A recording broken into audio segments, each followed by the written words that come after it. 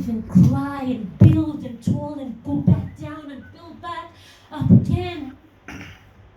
My 2 chapbooks, my 6 Little Fears is what I'll be reading from first, and then I'll read the author's feet. I will start with a topic that I'm not very passionate about, and this is a topic on love, where people wake up one day and they forget exactly what they said the previous day, and the poem is titled, He Failed Me. Through the thick forest we ran and hid among the bushes. The stillness of the earth, the chirping crickets, witnesses to ours. The barking dogs in the distance, woo-woo, the passing hooting cars drown our sounds. But a distant look in his eyes arrived when the morning came. Yes, when the morning came, our sounds and the witnesses to our sounds did not mean much after that. And what we shared the previous night disappeared with a stroke of light. Who are they? Who are they who scream when a stray bat flies into their hat and walk barefoot in fields scattered with torn twigs? Who limp on their swollen feet, hurrying to milk the freshened cows grazing in the fields? Who are they whose meandering paths and laterite roads lead to the hidden caves of the Multnomah Forest? This is my mom. She was running in the fields and trying to make the cows, and you could see her feet very cracked, and they had holes in them, and you could literally put a shilling between the cracks. This is what people in the villages go through. This is what people in the villages do to make it through the next day. And they keep a smile on their face, and they keep toiling, and they keep working, because that is what the world has given them. What has the world given you?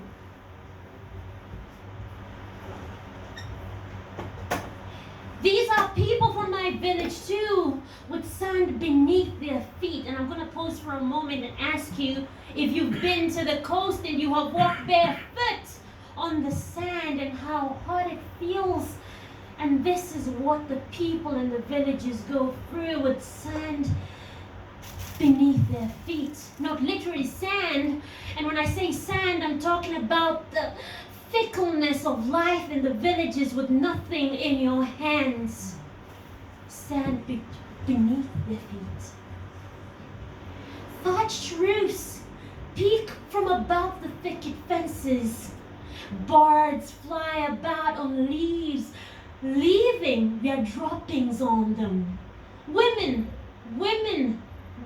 gossip in the listening sun as they toil and till the hard ground, while men sit in their homes and take their changa or busa, while these women toil with kids on their backs and djembes in their hands, just to try and make $1 for their lives and for the children that they feed.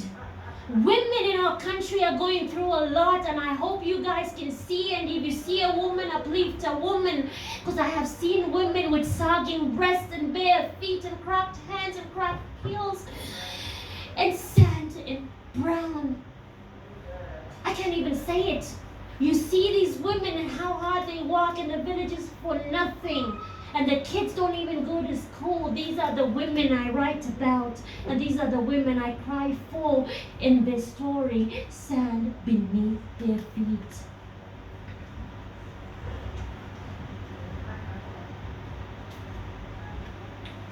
Permanence. Things that are permanent. Things that don't change. Things that are there with us every day. I'm going to take you to Mlimani, I'm going to take you to Nzoia, and I'm going to take you to Tarbo. These are places far in the western part of Kenya. If you're from the Luya community, you'll know what I'm talking about. Yeah, we hear you. Beyond steep hills of Mlimani and railway tracks cutting across Tarbo. Behind mountains overlooking thick forests, where the Nzoia flows into large basins of the Victoria, and hawks fly about on farms and rest on thick mounds of dung. I'm talking about dung because that's what we do, cattle keeping. Afar from the city of cool waters and Pentecost shrines, a woman kneels, crying to the heavens, holding her bosom. This woman is my mother. You should hear my mother pray.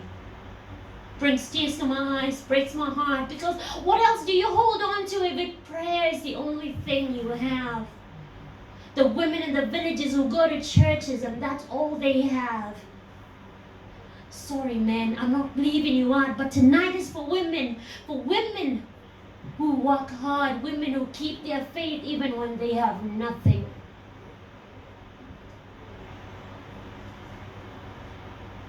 And then I'm going to take you to a childish little poem I wrote when I was 25. I wasn't very young then, was I?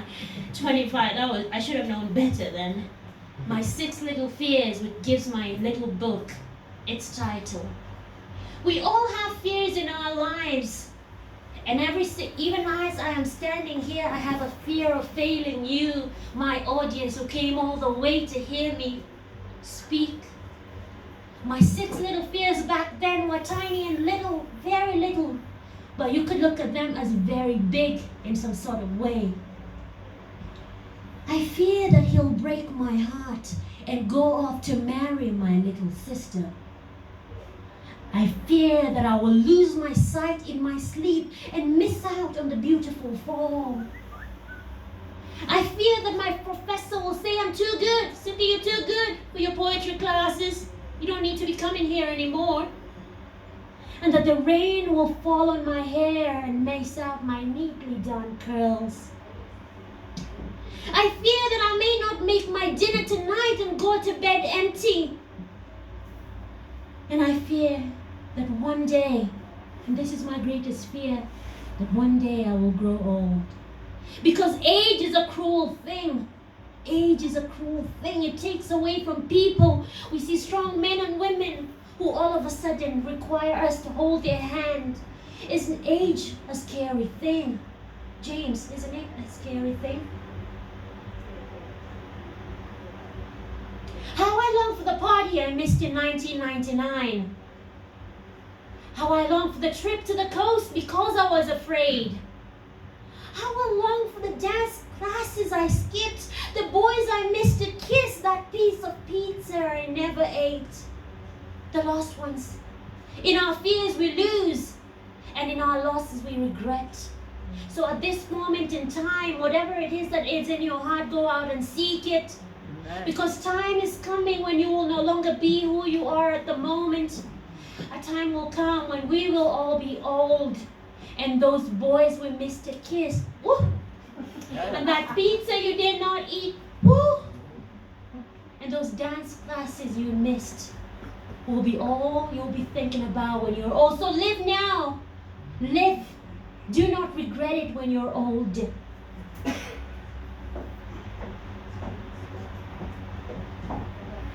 This poem is titled They Who Say. And this is a poem I wrote because I looked at what people said and what they did.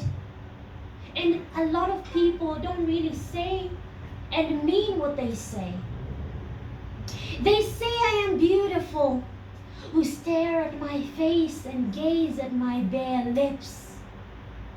They say the fine lines of my neck when I raise my chin to speak take their thoughts away. They say that my kinky hair, so full and natural, reminds them of the mysterious bushes in the Kalahari Desert. They say that in my voice is a melody, whilst their ice-cold eyes search for my quiet imperfections. This poem was selected to be written in the Black Lives Matter anthology.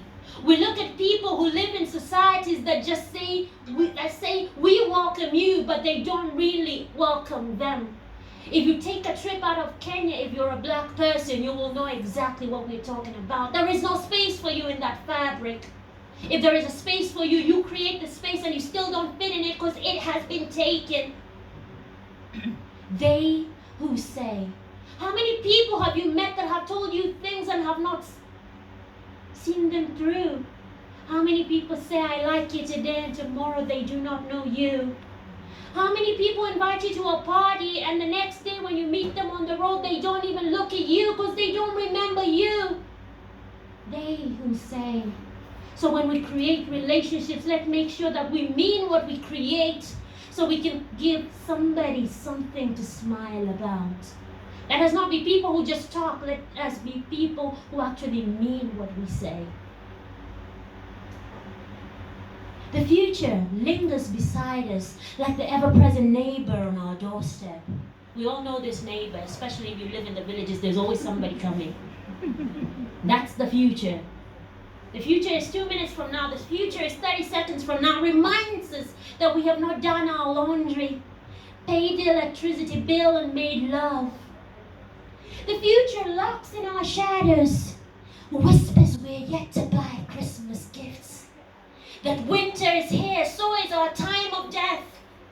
The winter that lives, and it lives in our minds, even when we escape in our sleep and manifests itself as a dream.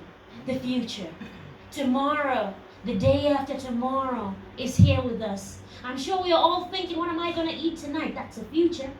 In case you did not know, we're probably thinking, who's going to say what to me tomorrow? That's the future.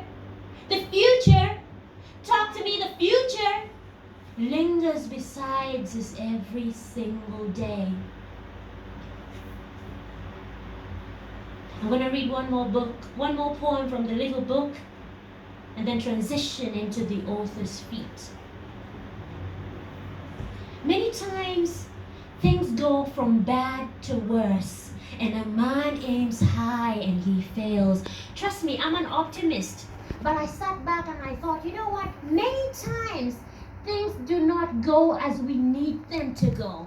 I'm going to start again. Many times, things go from bad to worse, and a man aims high and he fails. Many times, people create war and engage in dishonest trysts, leaving a poor man poorer. We've seen this in Kenya. The rich are getting richer, the poorer even poorer.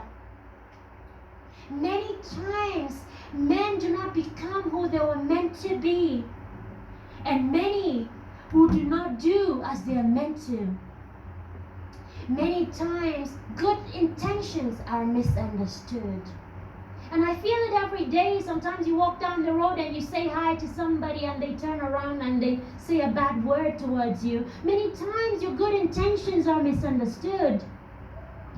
Many times thunder continues to roar. Rain falls, flooding our fields of sorrow. Do you know what I want to say tonight?